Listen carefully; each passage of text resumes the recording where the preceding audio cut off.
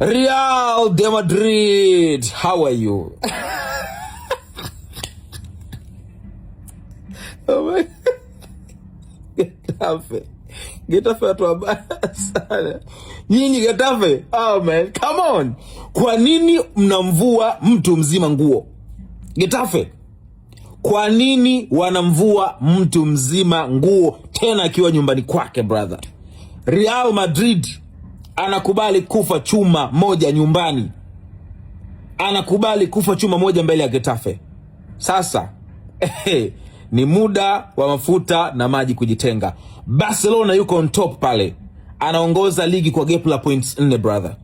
Barcelona anaongoza ligi kwa gap la points 4, game tukiwa wote wamelingana. Kudrop kwa points leo Madrid amefanya Barcelona gap liongezeka pale juu kuwa points 4, my brother. Getafe leo alikuwa na shughuli moja tu, hawana maelekezo mapya. Hawaangalii wewe ni nani.